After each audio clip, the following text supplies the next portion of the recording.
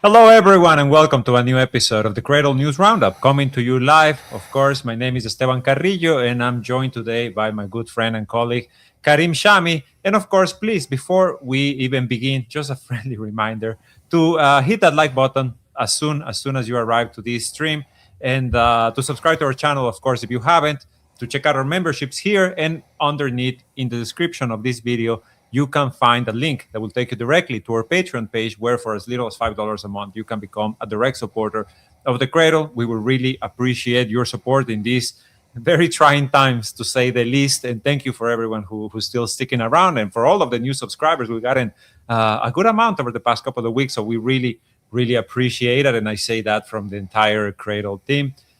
Many interesting things happen in today's day 25 of the war, if I am not mistaken, although, kind of feels like day 50 at this point. But one of the most interesting things that has been revealed over the past 24 hours is that Iran is indeed charging up to $2 million in the, I don't know how you say this, like fare, I guess, for vessels to transit through the Strait of Hormuz. We have seen many vessels already move today. Two more Indian vessels passed through the Strait. Actually, India's largest private oil company bought 5 million barrels of Iranian crude this week. And, it goes to show what Iranian leaders have been saying, which is Strait of Hormuz is not closed. Strait of Hormuz is simply under our control now. Just like, Panama charges a fare for vessels crossing through the Panama Canal. Egypt charges a fare for vessels crossing through the Suez Canal. Singapore charges a fare for vessels transiting through the Malacca Strait, I think is the name of that one. Now Iran has essentially changed the paradigm of not just the region, but really of global trade as a whole, because we know already, right? Like, I think everyone listening to us right now is pretty well aware of the importance of the Strait of Hormuz for international trade. So, the gauntlet is down. And then on top of that, but we don't need to get into that right now, there's also the fact that Iran has essentially negated U.S. sanctions. But for now, let's stick to the $2 million and Iran's control of the Strait of Hormuz. What do you make of this situation, Karim? Are you at all shocked that Iran is now charging for ships to pass through the Strait? I don't think so, because also I think 3 days ago, 4 days ago on our show, we said that a ship passed and they paid around $2 million. So apparently this is the news was true. And as Iran said, they said that the Strait of Hormuz is not closed. It's closed for countries that are hostile to Iran. They didn't specify them. We know that the United States and Israel, of course, are one of these nations, but we don't know if, for instance, if they allow Kuwaiti vessels, for instance. I don't know. And other vessels, for instance, can Jordan pass through the Strait even if they pay $2 million? This is still vague. I think by time this will be more, will surface more information will surface. And regarding them demanding $2 million, look, I think first they need money. They have been sanctioned for 47 years. Indeed. And they didn't use their power until they were attacked by at least 7 or 8 countries. Depends how people see it. I know that the United States and Israel attacked them, but they used bases and the geography of at least 9 countries, including the GCC, the Gulf countries, plus Iraq, that's 7, and you have Jordan, that's 8, and you have Israel, that's the 9th country. And of course, these countries are not only being used to launch attacks, but they are also used to down missiles and drones from Iran that are going into Israel or into the U.S. bases. These countries are defending the U.S. bases and the entity of Israel during wartime. And of course, the point is that the whole Gulf countries or the whole Gulf is now hostile to the Iranians. So I think they have somehow the right to do that. we don't know if this will be forever or only for, as they said, they want Compensation. يعني, yes, for the war, they might collect it in that way if the United States and Israel and the Gulf countries refuse to pay. And it will be ironic if the Gulf countries refuse to pay, because they paid for all the wars that the United States and Israel launched into the Arabs and our nations. And I don't think they will say no for this one, because Iran will project power. They never projected power. They have allies, of course, and they funded only groups that are willing to fight Israel. They didn't project power in internal affairs and internal politics of these countries. But I think from now on, they will have a word in the internal affairs of the Gulf countries and, of course, countries such as Lebanon and Iraq. Just to correct myself, a couple of people made mention of this in the comments. Singapore doesn't actually charge a transit fee for the Malacca Strait, but still, the point stands for, given all the other examples. They don't need. They have money. They really don't need, honestly. But you know who does need money, Karim? People in the US. And Egypt too. The US. The people in the US, because oil prices are going up regardless of anything else that Donald Trump may be saying. I was just checking before we started now. Currently, the national average for gasoline prices is essentially $4. It's essentially $4 if you round it up. It's just like, you know, fractions of a cent away from $4. And this is, of course, after Donald Trump, you know, did his little maneuvering yesterday that brought down the prices of oil, and that's also something I want to discuss. But there was something interesting yesterday over the past 24 hours too, and this is something that Trita Parsi tweeted. He's the head of the Quincy Institute for Responsible Statecraft.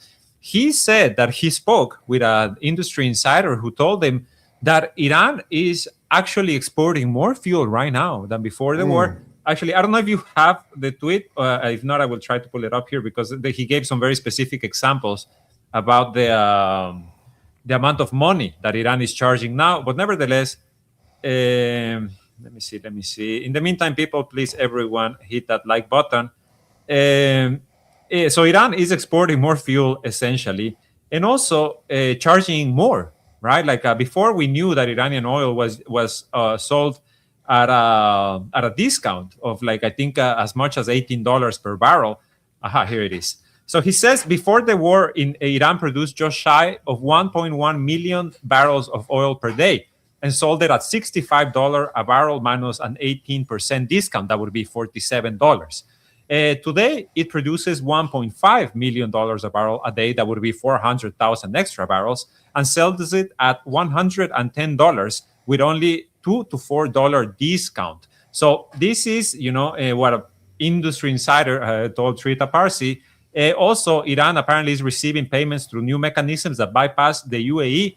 And what does this all mean? Right? Because we have seen the super tankers. We know that Iran keeps shipping oil.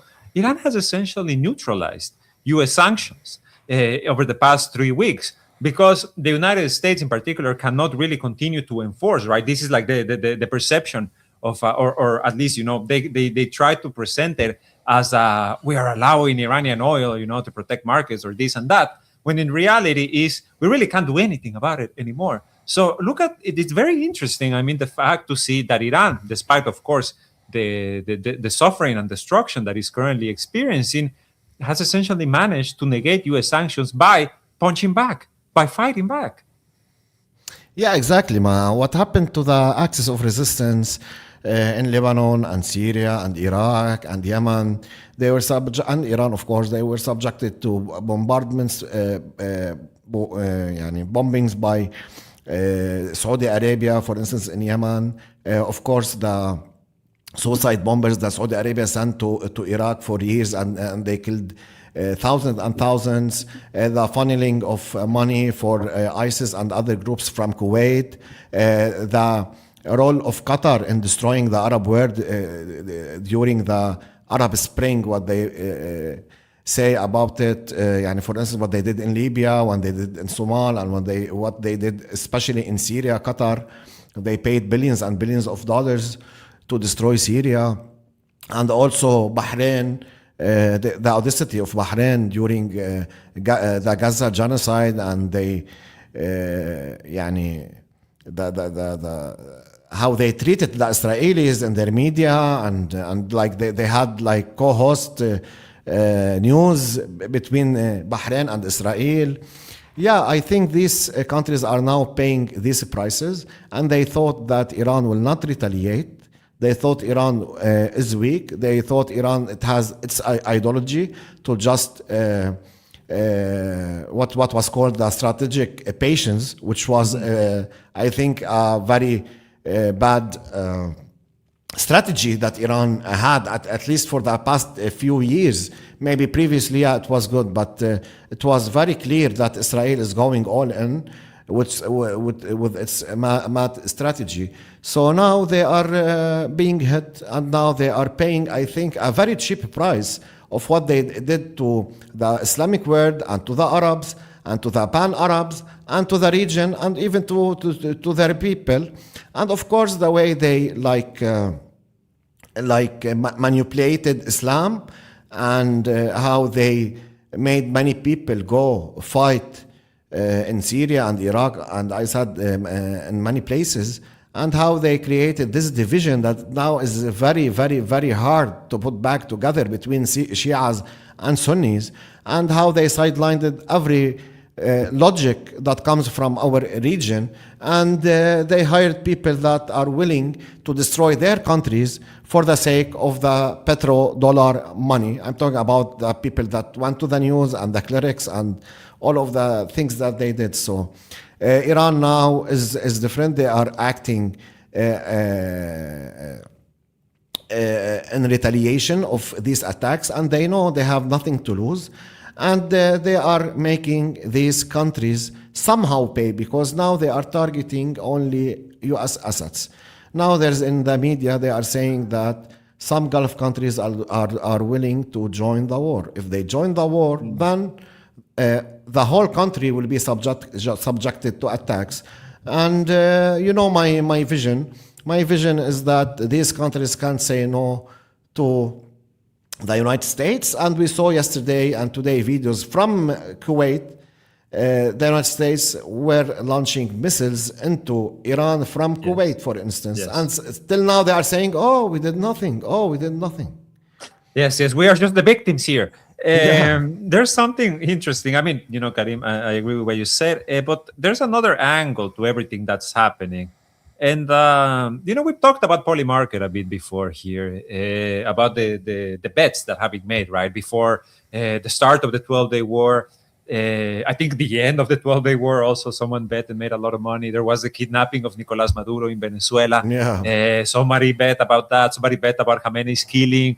Yesterday, we talked about this yesterday, right, at length. Donald Trump walked back his threat about attacking Iran's energy infrastructure. And then today, the Financial Times comes out with a report that says that unknown traders placed more than $500 million in oil bets. It was actually $580 million. 15 minutes before Trump claimed that he was having talks with Iran and that they were productive, and that he was going to postpone the strikes that he had initially set a 48-hour deadline. He then extended it to $5. And then at the same time, trading platforms observed that S&P 500 futures worth $1.5 billion were bought 5 minutes before Donald Trump made his announcement, as well as 100, and on top of that, $192 million in oil futures were sold.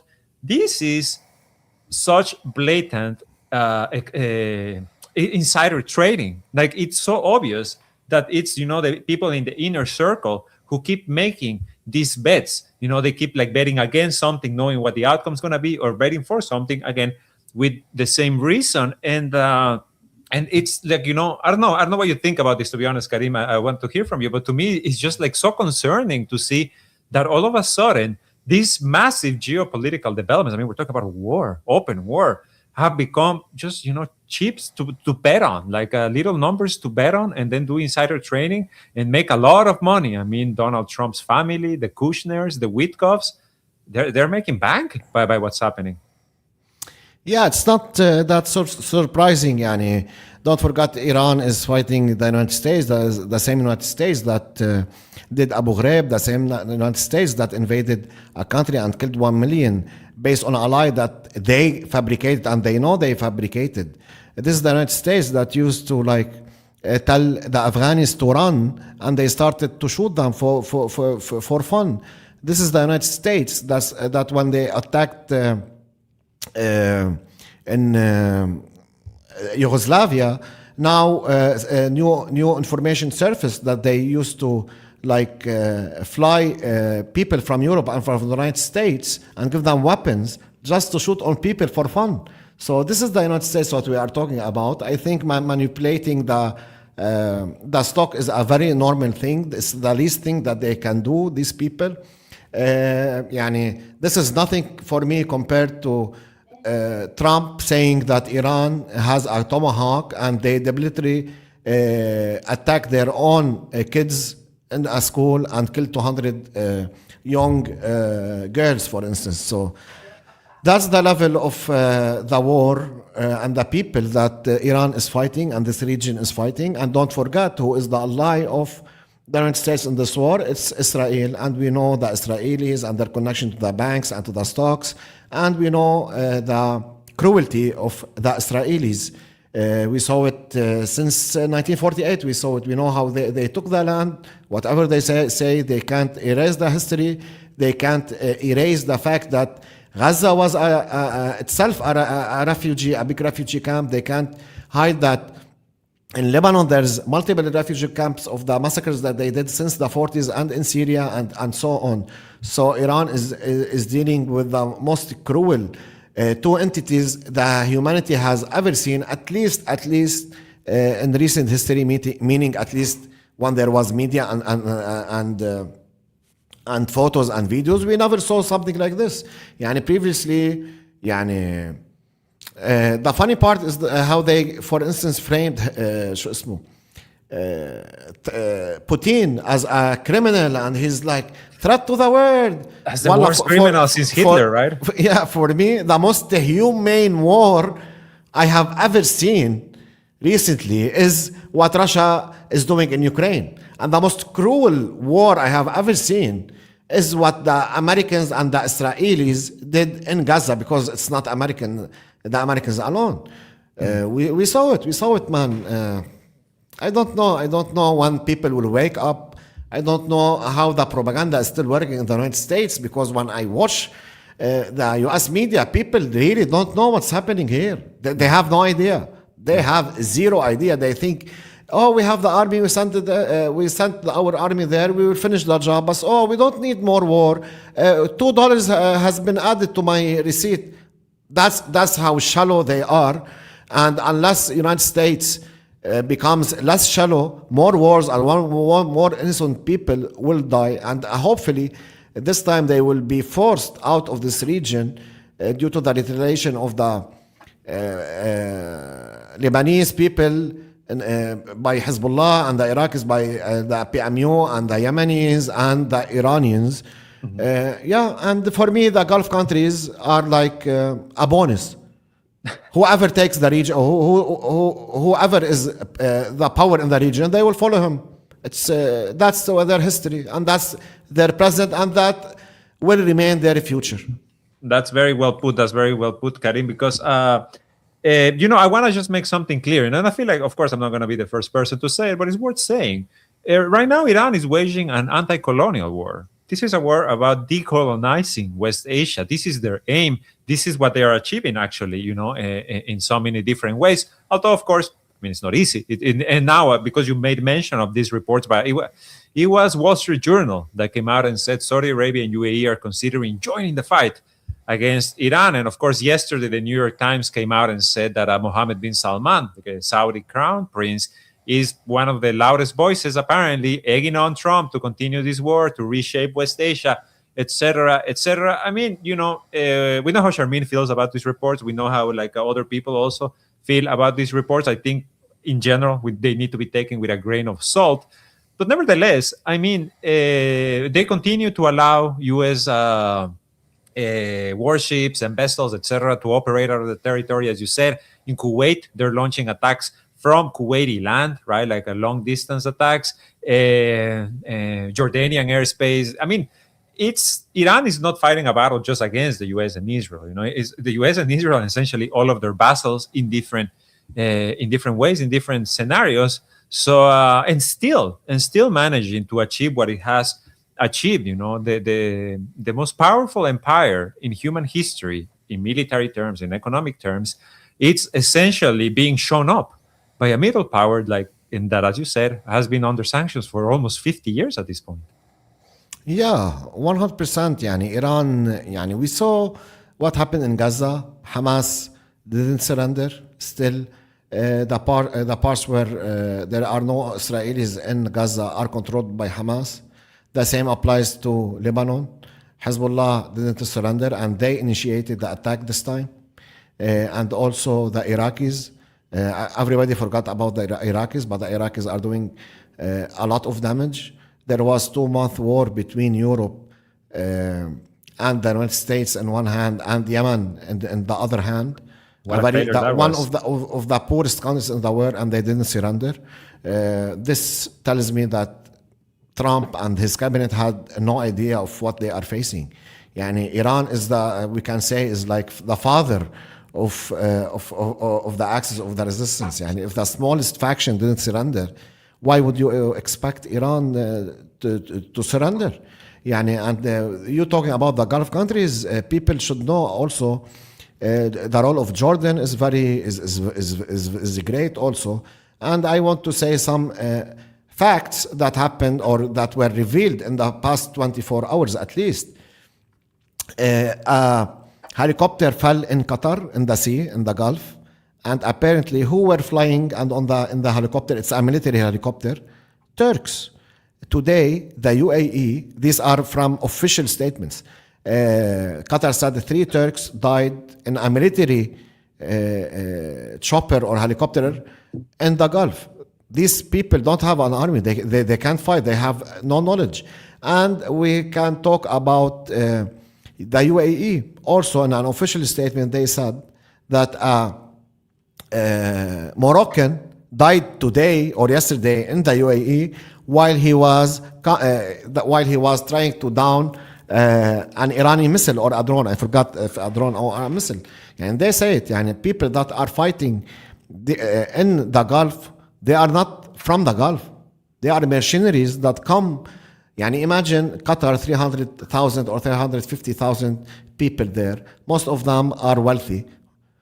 Why would you have an army? You know what I mean? Army, yani, who will go to the army in these places? You know what I mean? Usually they got the son of an emir. They will put him as a general, and that's it. And they got like, I'm not like undermining any country, but they got Turks in Qatar, for instance. They got Pakistanis in Saudi Arabia. We saw them during the war on Yemen, and now there's Moroccans in the UAE, and I will not be surprised if even there's Israelis defending these countries and operating such defensive systems.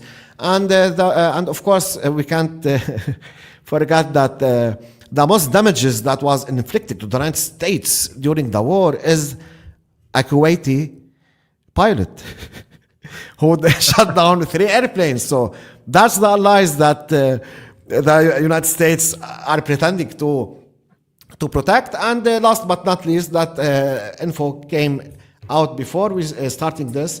The Israeli airlines, there's 3 Israeli airlines that said that from now on they will operate from Jordan. Imagine, man. Imagine. I saw they that. Yes, you're send right. everything, all their airplanes to Jordan, and they will go to Jordan, and Israelis will land in Amman, go to the car or train or whatever, and they will be taken to Israel. That's insane, man. These countries are insane. I never saw something like this in history, even ancient history. It's Even wild. I don't know, yeah, and even in Ramadan series, I have never seen something like this. I like the example. By the way, we have a super chat. Thank you so much for all of your support, everyone who's here. There was something else. Yes, just, since we're on the topic, because there's other things I want to discuss. But the Wall Street Journal also just reported that. Hold on, let me pull up the actual name so I don't mess this up. That the Pentagon is set to order within the next few hours 3,000 troops of the Army's 82nd Airborne Division paratroopers to deploy to West Asia to support the Iran war. This is, of course, on top of the thousands of Marines who are already en route. In which, when we talked about Donald Trump extending his deadline by 5 days, coincidentally, that deadline is going to be at this exact time that these Marines are expected to reach the Persian Gulf. So, I think this weekend is going to be full of fireworks across the region. So, he keeps sending troops. I think your point is actually excellent, Karim, because who exactly is going to fight this war in the Gulf countries? It's mostly mercenaries, as you said, right? People from. There's also I remember a few months ago, I think we published at the Cradle this report in which a writer dove into the UAE's mercenary business.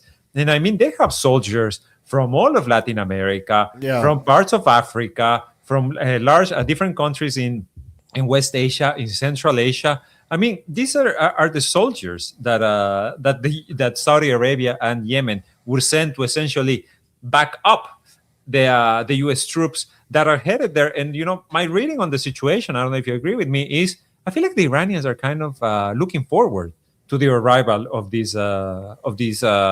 U.S. troops in particular. Yeah, exactly.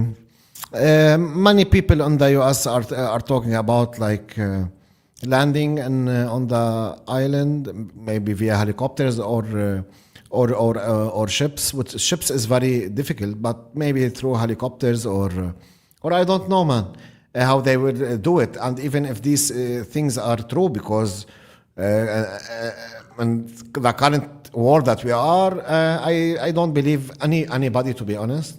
I only seek the facts and what's shown on the TV and the results and all of this stuff. Yani. Both sides, not only both sides, yani, we have many sides. We have the Iraqis, we have the Iranians, the Israelis, and the Americans. During war, and this war, it's clear that it's not going as planned for the Americans. So there's many lies. But if they want to occupy the island, there is no result. There is only as if it's a successful military operation, and that's it. There is no political, I think, or military gain for the United States, because the problem is not that Iran has oil or gas, or if we can reach such an island, but the problem is that you can't ship the gas or export it through Bab of Mandab. So I don't see why they should do this, and I don't know why the American media is pushing this. But it will be a very bad image for Iran militarily if United States was able to take the island. They might, but there's no political gain, but psychological gain, yes, because if there were images of U.S. soldiers on such an island that exports 90% of oil and gas of Iran, it will be bad. And I will not say, for instance, Iran will down them, they can do it. I guess they can, because unfortunately, Iran air defense systems are not good. We saw them. They were able to target an F-35, which was a very big deal, of course. But let us not forget that thousands of strikes were subjected above Iran, and Iran till now failed to down an airplane. So, and we saw in Lebanon that Hezbollah also failed more than once to down a helicopter, although it landed in Lebanon. So I think the axis, including Iran and Hezbollah, they are very weak in air defense and in radar systems. And the Israelis and Americans are very powerful in this field. So yeah, that's my thoughts. No, I mean it's the truth. It's the fortunate truth. Although, in particular, the targeting of the F-35s, I think that because I imagine these were Russian air defenses that Iran used to target them, and it can also showcases just how much it's been stretched the U.S. Army, right? Like the Gerald Ford's out of commission, essentially. We don't know for how long. It's just at port now, seeking repairs. About the F-35s. They've downed dozens of drones. We should Yeah, mention that. drones. And I Yeah. mean, Yemen has also did that. I think they down like almost 30 drones. And in Lebanon, it's around. They are downing like one drone every day. Yeah, so I mean, we'll continue to see this back and forth, but I think, my read on the situation right now, especially after all of the stuff with the market manipulation and these reports that we went over a few minutes ago, I feel like honestly the U.S. government, what they want to do is not about defeating Iran, or it's not about like whatever else they might say the news. I think these people in particular, what they want is for the economy to crash. We've been talking every so often. I mean, I mentioned the AI bubble, something that people are very familiar with. If they decide to pop it, because fuel prices keep going up and all of a sudden data centers are not going to be that much of a viable investment, they're going to make bank, just like they have been doing with Polymarket, just like they did with Donald Trump's tweets. These people are here for themselves. I feel like the more time passes, me personally, at least, I'm convinced that the Donald Trump White House is just out for themselves. Me and my inner circle, and everybody else can burn because I do not care. And I don't know. I'm sure people will have different opinions. At least that's my read on the current situation of what's happening. But Karim, I want to ask you something, and that is, of course, what's happening in Lebanon today. Because over the past 24 hours, Lebanon has again been the target of some pretty relentless attacks. And also, and correct me if I'm wrong, Hezbollah has targeted at least 5 Merkava tanks today, right, in the during battles in the south. Yeah, the clashes on the south are non-stop. Previously, we talked that they were trying to enter from Khiam and from Hula, which are villages on the east side of southern Lebanon. Now they are trying to enter from from some villages to the west side, and of course the Israelis also issued warnings and evacuation order for more of villages. Yani they are like now evacuating like 30% of Lebanon, if not more. And also there is many things that happen in Lebanon, yani, politically and militarily. Yes. Yeah. Yes. So the clashes are ongoing on the ground, and till now the picture is not clear. And for instance, yesterday the Israelis said that we took weapons from Hezbollah, we took two fighters from Hezbollah, and we took like many villages, but there is no documentation till now, and the fightings are still ongoing. And also, as we said, Hezbollah said that they targeted many Merkava tanks, but also there is no documentation. I know it's a very hostile land there, and the war is insane there, and the bombings from the Israelis. So what Israel is doing now, despite the border clashes, of course, they are targeting every now and then Dahieh, south of Beirut, and also they are at least killing 20 civilians, or 20 to 30 civilians on average in Lebanon, and at least they are downing around 3-4 residential buildings every day in Lebanon, across Lebanon, not only in the south. That's one. And also we have to mention that today the foreign minister of Lebanon said that the ambassador of Iran in Lebanon is persona non grata. They expelled him. Yeah. Yes, and this created like tensions in the country because Hezbollah refused this, and the Speaker of the Parliament refused this, and they are saying, and it's maybe, I don't know, in our constitution, nobody knows, I guess, unless you read it, everything is vague in Lebanon. So they are saying maybe it's not constitutional because the foreign minister just decided by himself. Was it just the foreign ministry? I thought it was a government decision. No, the foreign minister. The last thing I read is a foreign minister, and Lebanese media and newspapers, said that this was pressure from Saudi Arabia on the foreign minister, who is with the Lebanese forces, the party, not the army. And he took this decision. And the last thing I read is that the Speaker of the Parliament said the ambassador will not leave the country. And Hezbollah issued a statement condemning this and saying that this is, to be honest, it's a big letter, but no, that's a stupid decision to take during war. This is very As simple as interesting that. because I'm checking Al Akbar right now, and they have a Yes. report saying that after the statement, essentially expelling the ambassador of Iran, the Lebanese foreign ministry then went on to say in a different statement that this is not considered a severing of diplomatic relations with Iran, but rather a measure against the ambassador for violating the principles of diplomatic conduct and his obligations as appointed ambassador in Lebanon. Boy, imagine if they did that to the U.S. ambassador or the French ambassador No way, who man. attend sessions of parliament. No way. He will like shoot himself in the leg and not say a word to the Americans. That's how they operate, man. Today I was I was like googling and researching. There's a word called quizzling. I'm not familiar. It means we don't have it in Arabic. It means when, for instance, a slave is happy to be a slave, and even if you tell him go away, he'll tell you no, I will serve you. So the word is quizzling. So most of Arabs that are controlling the Arab nations are quizzlings. That is very true. So yeah. Because many people sometimes they ask me, especially from outside our region, why is that? Do you think the Gulf countries will do this? Do you think Lebanon will?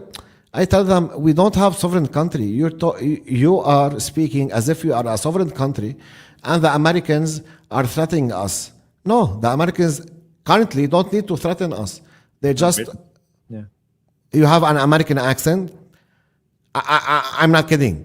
You have an American accent, call any politician in Lebanon and he will stand. You can hear it, he will stand and you don't see him. Call him on the phone, American accent, he will stand up. So that's how it is here in Lebanon and other places. Hopefully this war will change this because many people sacrifice their lives for this reason, and many wars have been enforced on our people, and hopefully this will change soon. And also, sorry, there's the missile that nobody knows about. That is very important. Very important. We can't skip that part because actually you give us the context, Karim. I think you'll do a better job.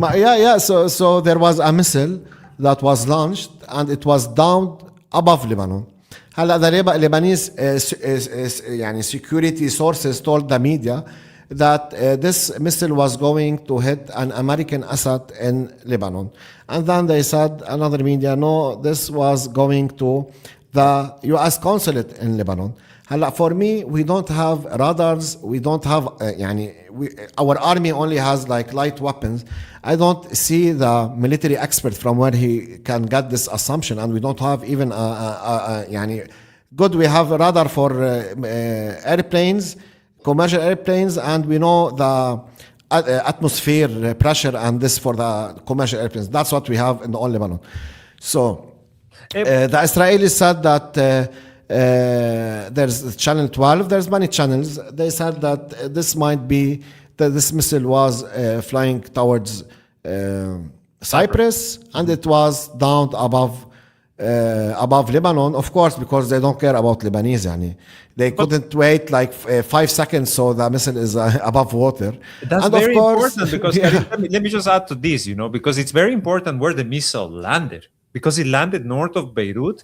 And, and for people who don't really understand, Lebanon is a very complicated country to understand. It's a country that is essentially divided by different religious sects. So you have, your Christian neighborhoods, your Sunni neighborhoods, your Shiite neighborhoods, your Druze neighborhoods, a tiny country that is just split into these different little, neighborhoods. And this missile in particular landed in the Christian area that has so far, thankfully, avoided, part of the war, or like direct attacks at the very least, unlike the south of Lebanon, unlike the south of Beirut, and other areas also in central Beirut. So, of course, the question that arose almost immediately was, is this an attempt to once again inflame the streets for Lebanon to sink into an internal conflict? Yeah, it's look, everything here is easy to be done. يعني the Israelis and the West, they don't need to even like how can I say it to You mean like to ignite, to like light yeah, up yeah, no need to ignite. يعني Lebanon will be ignited alone, no problem. Because answering you, the moment the missile fell, and still nobody know what happened. What happened in June, for instance? Gangs went to the streets and they started to beat up refugees. That's the result of like an explosion that they heard. So that's Lebanon. And as I said, hopefully after this war, everything will be changed. And of course, everything in the region is not يعني is not fit together. And if you have a puzzle, everything is upside down. And hopefully, times will come to to fix this region and to like make the image clearer. And yeah, as you said, nobody knows. And as I said, Lebanon is so weak.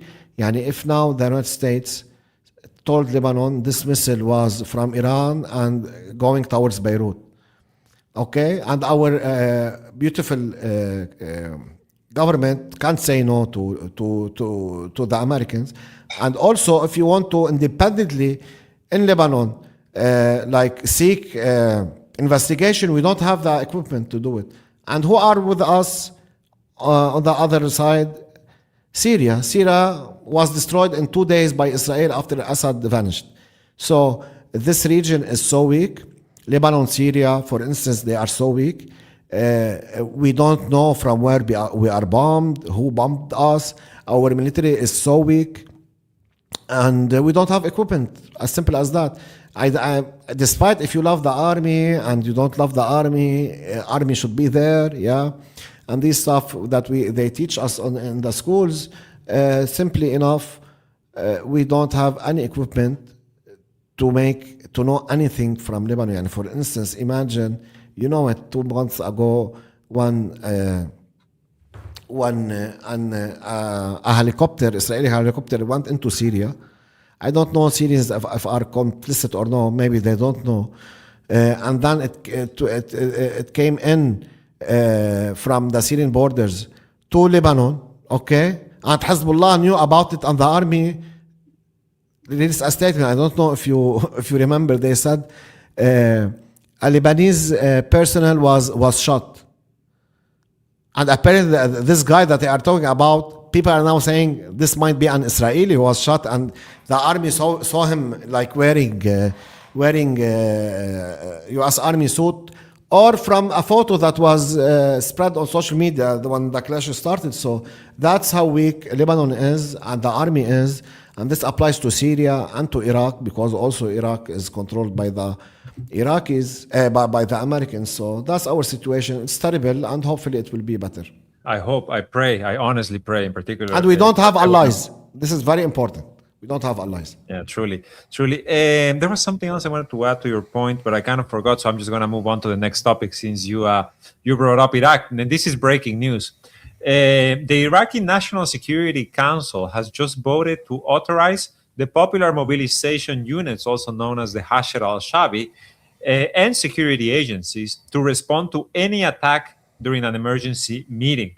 This is interesting, Karim, for a number of reasons. Because first of all, as you said, Iraq is essentially a country that has continued, to operate under U.S. occupation for the better part of the past, 20 years or so.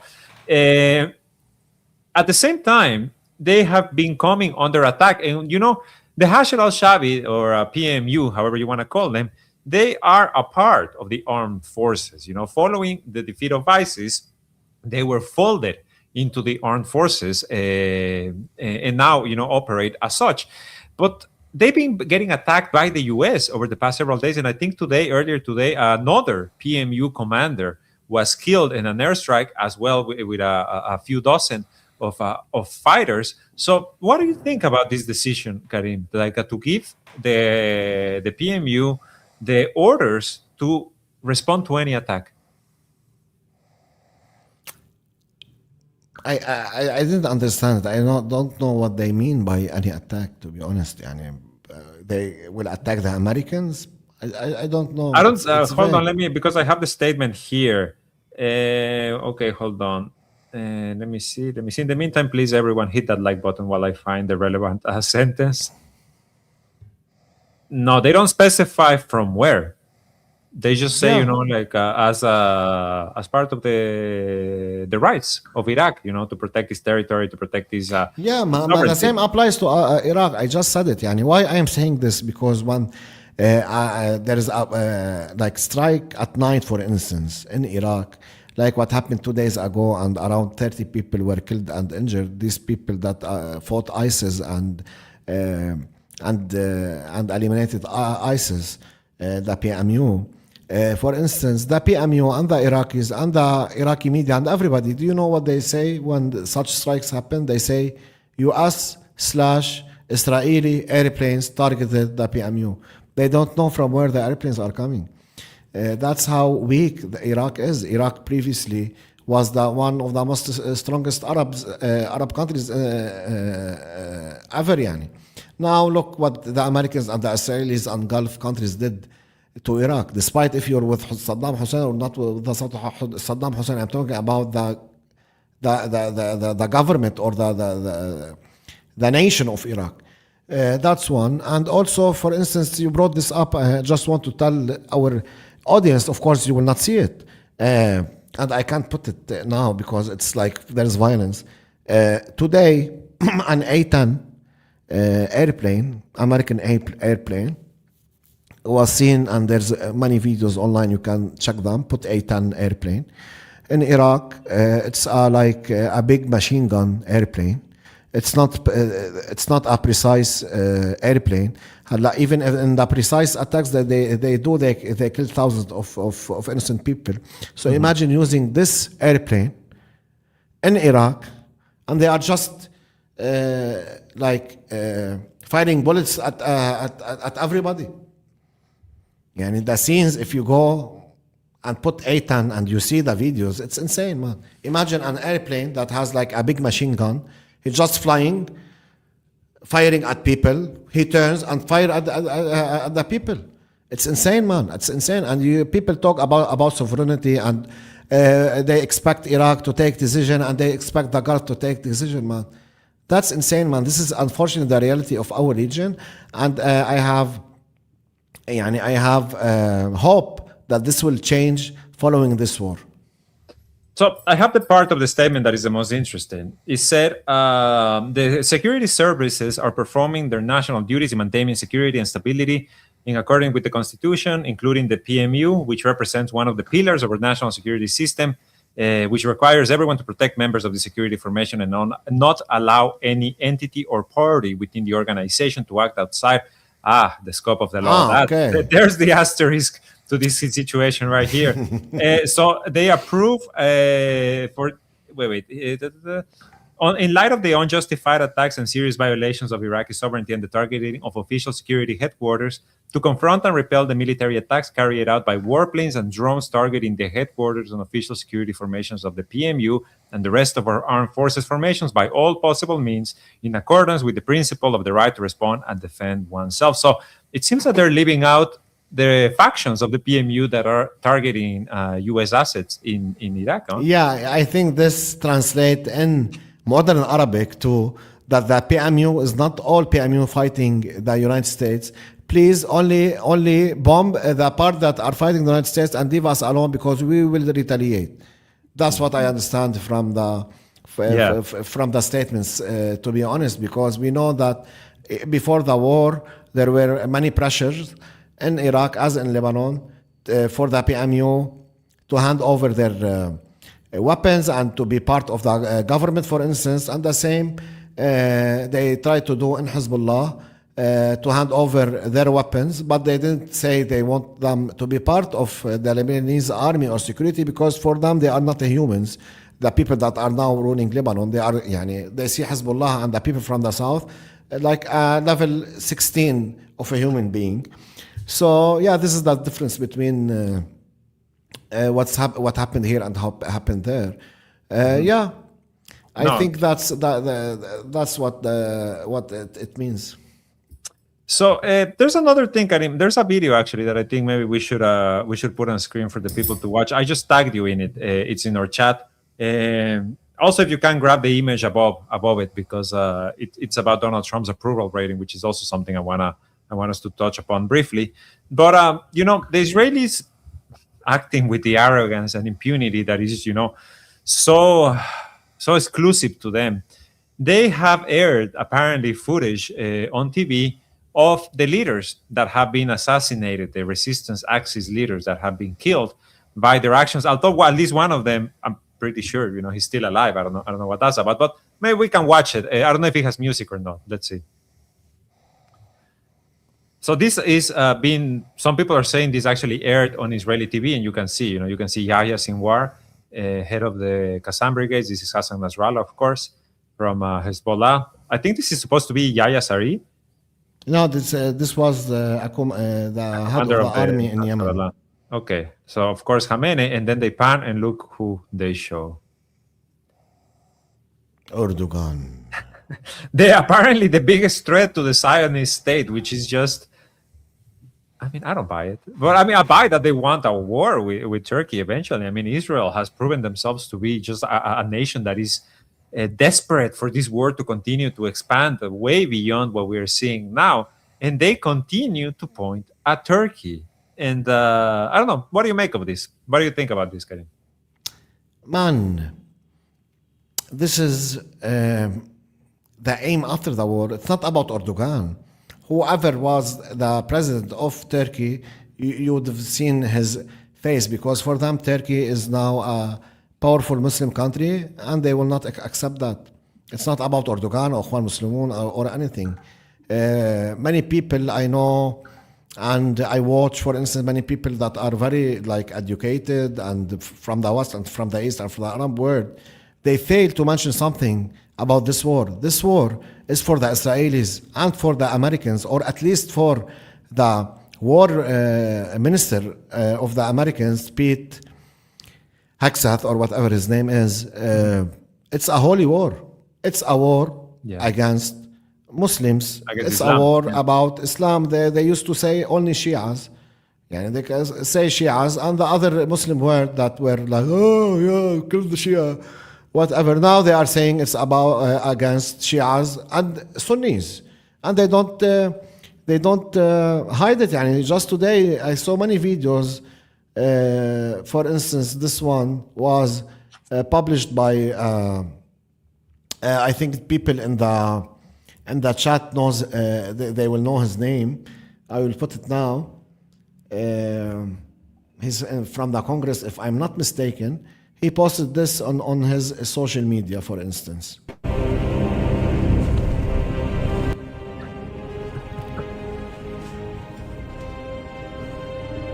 I think this is Rubio and this is Pete Hegseth, and I don't know his name. I don't know who the guy in the Middle East. Maybe people. Yeah, he's famous. He's something. He's a politician, and of course we know, as we said it, American soldiers, they complained because they said we are not going to a holy war. This guy said he's atheist. This guy says I'm Hindu. Why you are talking to us about the end of the world and Christianity? And of course the Israelis, we know the Israelis, they want to bring destruction, because in their mentality the destruction will accelerate the uprising or the coming of the Messiah. So they want destruction plus a red cow, and for them this is the end of the world, and they will be like eternals or whatever they think. So this is a holy word. Why I'm saying this? Because this explains why for them they have to attack Erdogan next, and or Turkey next, or why they have to attack Pakistan next, why this relationship between India and Israel, for instance, and so on and so on. They don't want to leave any Muslim country strong or like stable. And the funny part, or the irony, or the part that is very sad, that Israel and the United States wouldn't have accomplished this without the Muslim countries. What was done by Iraq was done by the Gulf countries. Exactly what's happening now. They provided the money, the logistics, the petroleum, the everything, so the United States can attack Iraq on behalf of Israel, and they destroyed Iraq. And the same they did in Syria, but Syria had a powerful military that even the United States in the 80s they said they didn't want to confront it, and Syria downed multiple U.S. aircraft. Of course, many people will say what he's talking about. You can search in the 80s and see what Syria did to the United States. So they did it through money and through like fake Islam and fake sheikhs. And who did it? The Gulf countries, who are Muslims, and who took over Syria. The last thing was Erdogan. Also, let's not forget who from where what happened in Afghanistan, this poor country. From where they did the logistic and the money and everything? From the Gulf countries. The same applies to Libya. Or Afghanistan, it was from Pakistan. 100%. So, they didn't see it. Sayyid Hassan, for instance, and many leaders in the resistance, they said it. When they are, or if they are done with us, you're next. Till now, they don't see it. Till now, they are happy with the Americans. Okay, destroy Iran for us. Destroy Iran for us. They think that every single one of these countries will be a piece of a cake if Iran is destroyed. Because Iran is a very big country and will never allow the U.S. to use its land or wealth to attack other nations. If they succeed in Iran, they will have 1.6 million kilometers squared with immense amount of energy and petroleum to turn it against Pakistan, Afghanistan, Turkey, and other Muslim world countries. Exactly, Karim. So right now, Donald Trump is speaking, and boy, does he have some interesting quotes. I'm just gonna read you a few of them. Speaking about Iran, they want to make a deal so badly. You have no idea how badly they want to make a deal. President Donald Trump. We're roaming free over Tehran. We can do whatever we want. I don't want to say in advance, but they've agreed they will never have a nuclear weapon. Are you encouraging Gulf allies to be more involved in the Iran operation? Somebody asked him. Yeah, a little bit, but more NATO is what he had to say. We know that Iran is actually pretty dead set on their conditions to end the war, which include the reparations, which include the lifting of sanctions. We just discussed how they've essentially neutralized sanctions, so I don't know exactly what the plan is for the day after. There's also talk, Karim, that Pakistan has been very active in trying to get the two sides to meet.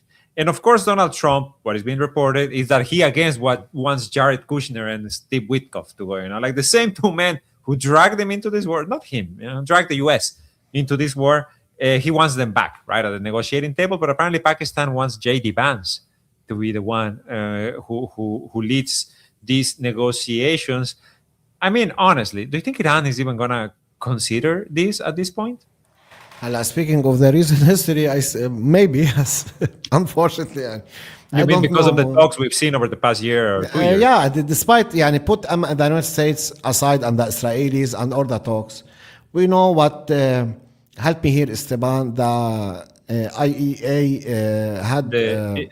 Rafael Grossi, the head of the... Grossi, yeah.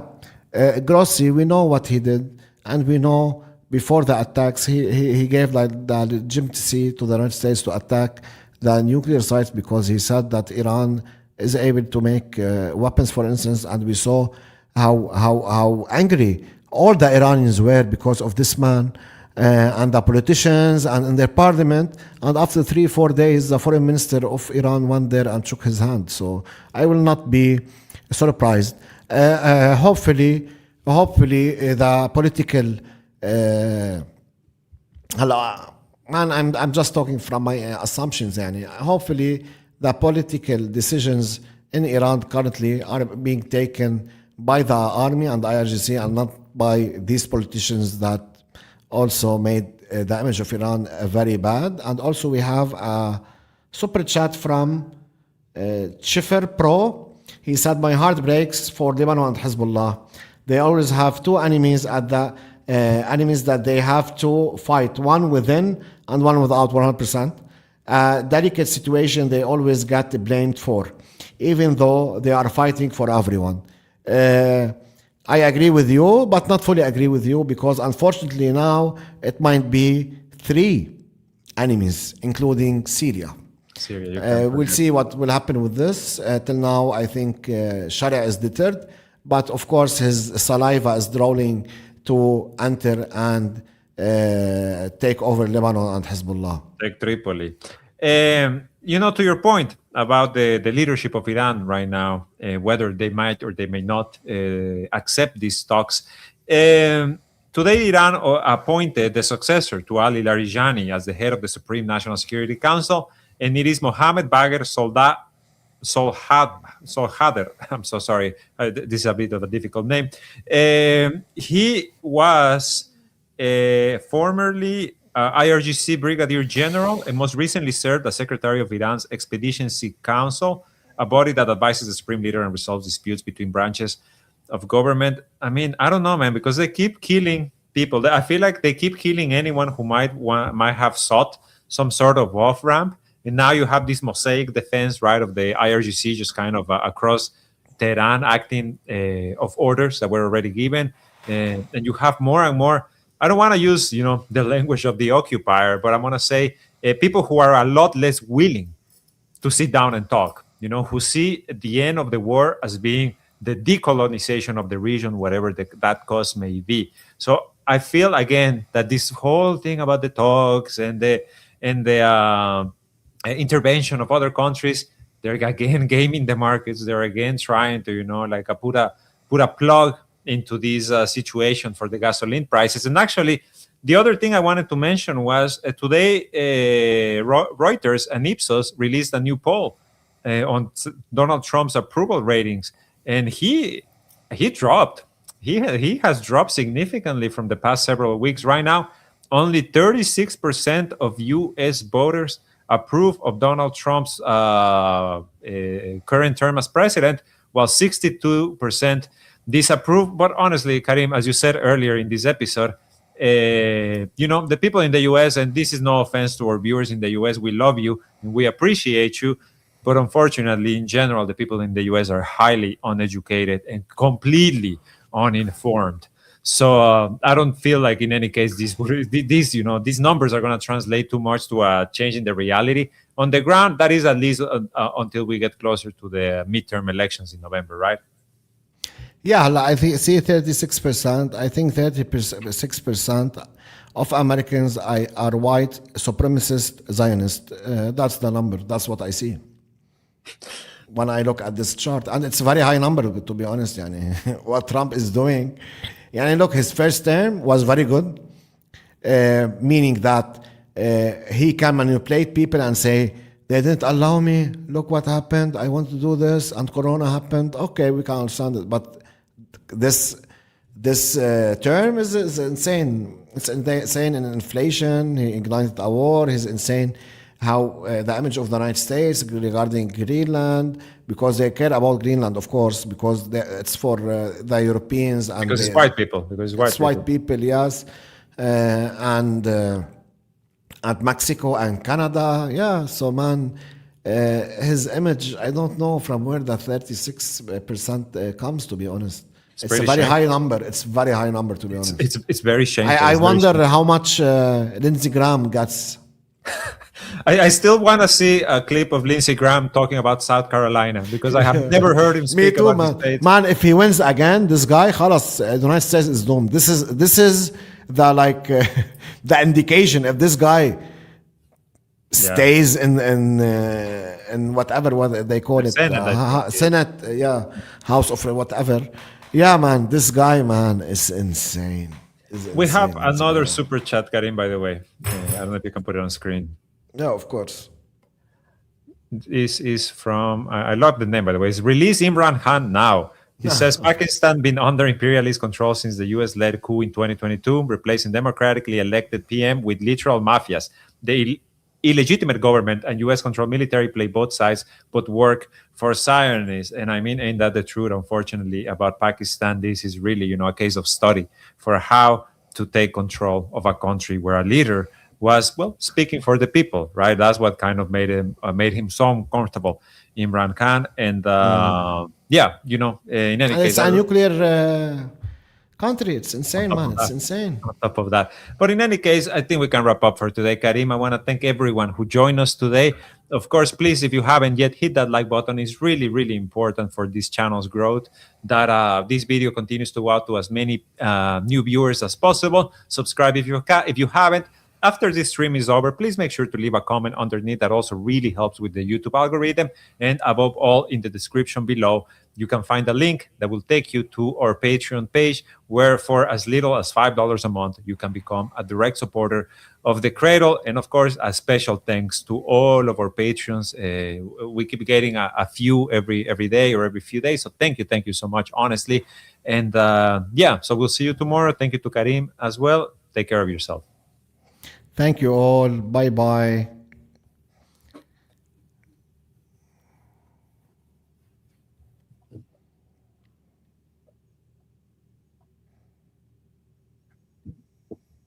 Over 4 years in, and despite all the censorship, website attacks, and war across West Asia, the Cradle hit 1 million monthly readers in 2025. And we couldn't be more grateful. Up until this moment, you've had access to all our work for free. Over 30,000 articles, including investigations, analysis, interviews, news content, videos, podcasts, and more. All of this without paywall, without harassing you and hunting you down for donations. But now it's do or die. December 31st, 2026 is the deadline for the Cradle to become completely reader funded, because that's the model all media should have. When readers pay for your content, it means media outlets live or die based on whether they're producing reliable, intellectually stimulating information analyses that simply isn't available elsewhere. يعني يلا